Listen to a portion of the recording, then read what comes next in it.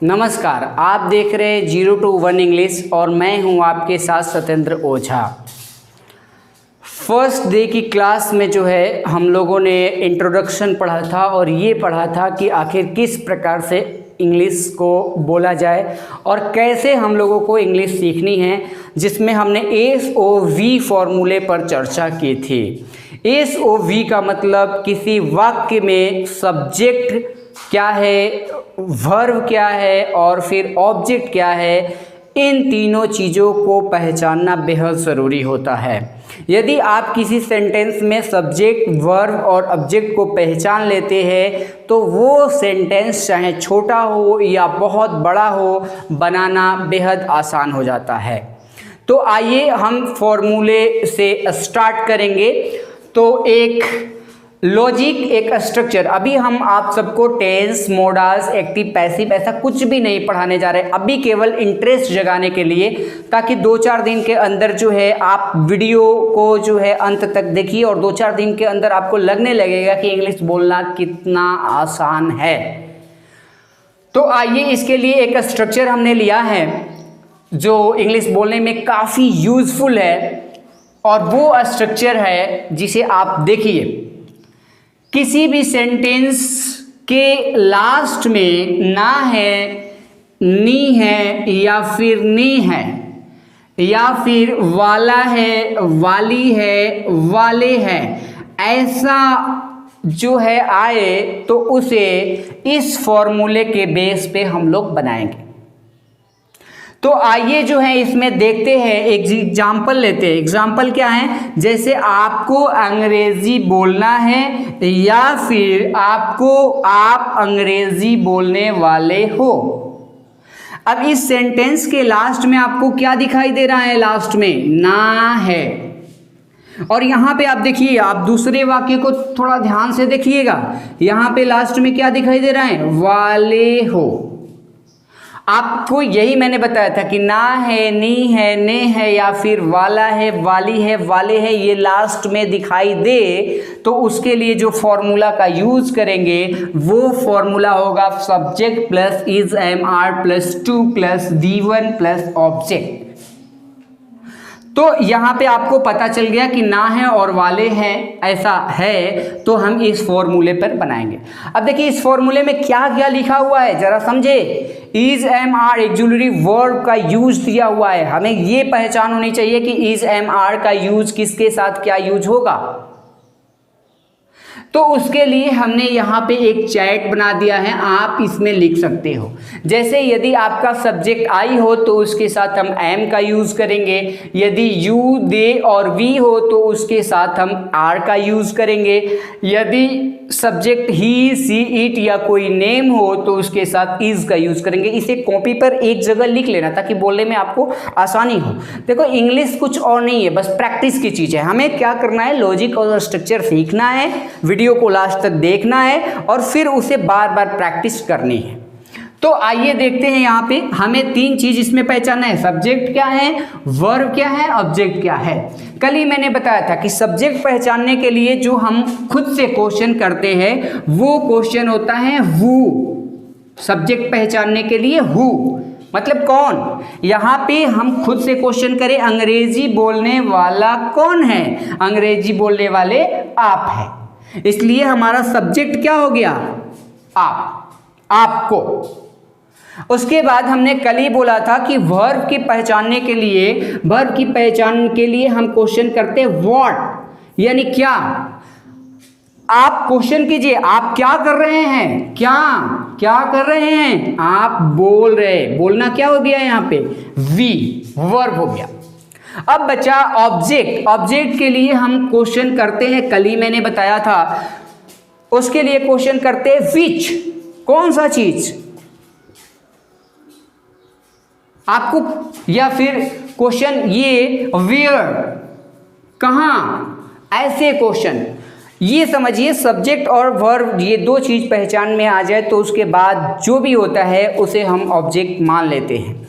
तो आइए यहाँ पे कौन सी चीज बोला जा रहा है भाई? अंग्रेजी। तो अंग्रेजी यहाँ पे क्या हो जाएगा? ऑब्जेक्ट हो जाएगा। तो आपको पता चल गया कि सेंटेंस में सब्जेक्ट क्या है, वर्ब क्या है, ऑब्जेक्ट क्या है, और इसी फॉर्मूले को हमने बताया था कि SOV फॉर्मूला कहते हैं। अब आइए इसे बना देते हैं। फिर हमें क्या लेना है, सब्जेक्ट पहले लेना है। फॉर्मूला में लिखा है सब्जेक्ट क्या है, आपका इंग्लिश में क्या लिखेंगे इसको, यू। उसके तुरंत बाद दे रहा है प्लस के बाद आगे दे रहा है इज एम आर। इस ऑब्लिक का मतलब होता है तीनों में से कोई एक। अब यहाँ पे हमें यू के साथ इज का यूज करेंगे या एम का करेंगे या आर के करेंगे। इसके लिए हमें ये चैट देख लेना है, यू दे और वी के साथ क्या यूज होगा, आर। तो आर, यू आर, उसके बाद प्लस के बाद आगे बढ़ जाए, प्लस के बाद क्या दिया है, टू, बढ़ते जाइए, टू। उसके बाद भी फर्स्ट, वर्ब क्या है यहाँ पे, बोलना को हम क्या बोलेंगे, स्पीक।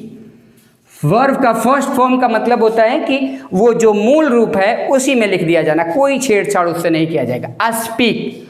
उसके तुरंत बाद क्या कह रहे हैं, ऑब्जेक्ट हमारा क्या है, अंग्रेजी को क्या बोलेंगे, इंग्लिश। देखो कितना इजी है इसे बनाना, you are to speak English. अब ऐसे ही आपको क्वेश्चन दे दे कि आपको क्रिकेट खेलना है, you are to play cricket. ऐसे उसे किताब पढ़ना है, ही के साथ क्या यूज होगा, is. He is to read a book, he is to read a book. हमें उसे पीटना है, we are to beat him, we are to beat him. देखो बहुत आसान है। तो ये तो रहा अफर्मेटिव सेंटेंस की हमने बात कर ली। अब एक लॉजिक मैंने नीचे भी लिखा है, जब भी क्वेश्चन हो कि आप अंग्रेजी बोलने वाले हो या ना है, इन दोनों को हम ऐसे बोल सकते हैं, you are to speak English, आपको अंग्रेजी बोलना है या आप अंग्रेजी बोलने वाले हो। लेकिन इसे दूसरे तरीका से भी बना सकते हैं। दूसरा तरीका क्या है, subject plus is am are plus about to plus V1 plus object. Subject क्या है, यू, उसके बाद यू के साथ क्या हो जाएगा, आर, उसके बाद बढ़िए about to, you are about to plus V1, भी क्या है, स्पीक, ऑब्जेक्ट क्या है यहाँ पे, इंग्लिश। तो क्या हो गया, you are about to speak English. इसे दूसरे तरीके, एक और तरीके से बता सकते हैं, अबाउट टू की जगह हम लाइकली टू का यूज भी कर सकते हैं। तो क्या बनेगा, you are likely to speak English. इसे 3 तरीके से बना सकते हैं। देखो अलग अलग तरीके, आपको जरूरी नहीं है कि किसी अखबार में, किसी न्यूज़ में या फिर जो है आपको किताब में you are to speak English दे दे। ऐसा भी दे सकता है you are likely to speak English. ये जानना बेहद ज़रूरी है कि लाइकली टू का भी मतलब वहाँ पे बोलने वाला है से भी होगा, वाला है वाली है से भी होगा। तो आइए ऐसे ही सेंटेंस हम बनाते हैं। उसे पीटना है, he is about to beat him, he is about to beat him। इसे ऐसे भी बोल सकते हैं he is likely to beat him, इसे ऐसे भी बोल सकते हैं he is to beat him। तीनों सेंटेंस हो गया। अब ऐसे ही सेंटेंस का, ये तो अफर्मेटिव सेंटेंस रहा। इसके बाद निगेटिव सेंटेंस कैसे होगा, निगेटिव सेंटेंस में निगेटिव का मतलब होता है नकारात्मक। यदि ये रहे कि आपको अंग्रेजी नहीं बोलना है तो इज एम आर के तुरंत बाद नॉट का यूज कर दिया जाएगा। जैसे you are not to speak English, या you are not about to speak English, या फिर you are not likely to speak English. आपको क्रिकेट नहीं खेलना है, you are not about to play cricket, या you are not likely to play cricket, या you are not to play cricket. आप तीनों तरीके से बोल सकते हैं। तो इंग्लिश ऐसे ही हम ड्रिल भी बनवाएंगे। हमें 4 तरह के सेंटेंस के बारे में पढ़ना होगा, affirmative, negative, interrogative, interrogative negative और WH फैमिली। 5 तरह के जो है हम सेंटेंस को बढ़िया से पढ़ेंगे और फिर आगे बढ़ेंगे। धन्यवाद। आप पूरे वीडियो को देखिए और हम छोटा छोटा वीडियो बनाने का आपके लिए प्रयास कर रहे हैं ताकि आप लोग बोर ना हो। हमारा उद्देश्य ये है कि 4-5 मिनट का वीडियो बनाएं। आप लोग यदि जो है कमेंट बॉक्स में आप ऐसा लिखेंगे कि 20 मिनट का सर बना दो, 30 मिनट का 1 घंटे का बना दो, और यदि जो है सबसे ज़्यादा लाइक आता है, सब्सक्राइब और शेयर होता है तो हम वैसा भी बनाएंगे। हमारा उद्देश्य आप धीरे धीरे बोलना सीखिए